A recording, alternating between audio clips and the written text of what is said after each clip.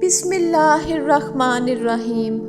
شروع اللہ کے نام سے جو بہت مہربان اور نہایت رحم کرنے والا ہے۔ یزید ملعون تاریخ اسلام کا وہ بدترین شخص ہے جس کے ہاتھ اہل بیت رسول کے خون سے رنگے ہیں۔ اس کی سیاہ شخصیت اور کارنامے اسے فرعون، نمرود اور قارون کی صف میں کھڑا کر دیتے ہیں، جس کا انجام آخرت میں بھیانک ترین اور باعث عبرت ہوگا۔ اس نے مدینہ میں فساد برپا کیا، کعبہ کو نذر آتش کیا، سینکڑوں صحابہ کو اپنی بیعت توڑنے کی وجہ سے شہید کیا، لیکن اس کا سیاہ ترین کارنامہ امام عالی مقام حضرت امام حسین ابن علی علیہ السلام اور اہل بیت رسول کو شہید کرنا ہے۔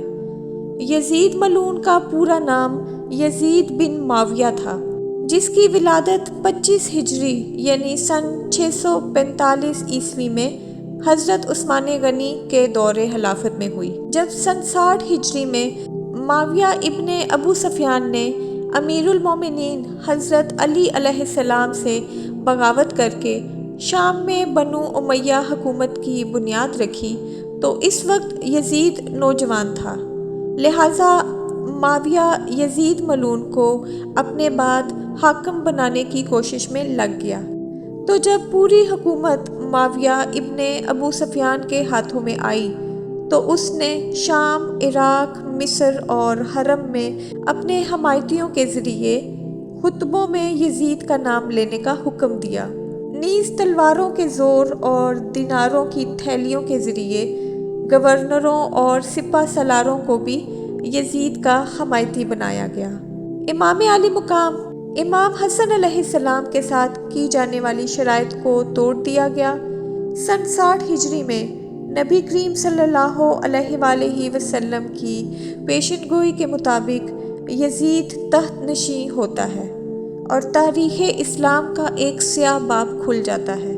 کچھ اصحاب رسول یزید کی بیعت سے انکار کر دیتے ہیں، جن میں اس وقت کے سب سے افضل شخص اور نواسۂ رسول حضرت حسین ابن علی علیہ السلام بھی شامل تھے۔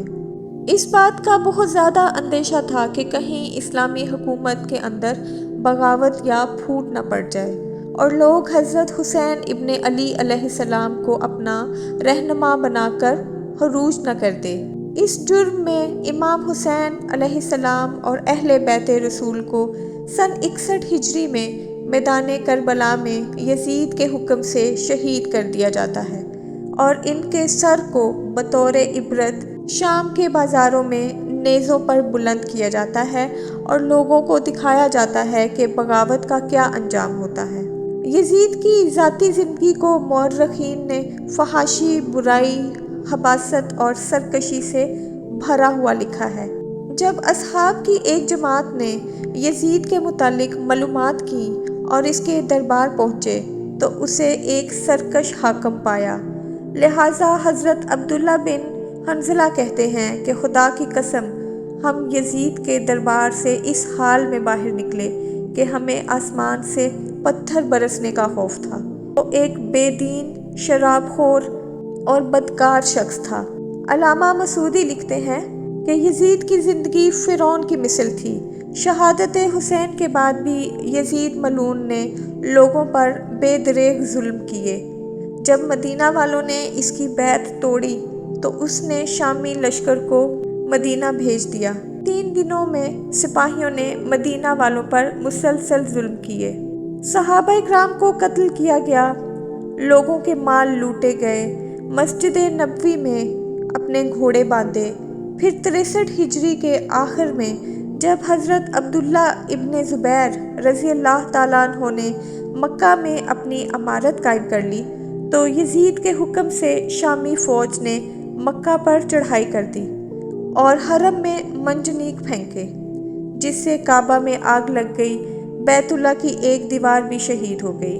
یزید کی موت کے متعلق مورخین کے الگ الگ اقوال اور روایات ملتی ہیں، جن میں سب سے زیادہ باسند اور صحیح قول یہ ہے کہ شہادت حسین کے سانحہ کے بعد جب یزید اپنے جشن اور تکبر میں مست تھا، اس وقت اس نے مکہ پر حملہ کرنے کا حکم جاری کیا۔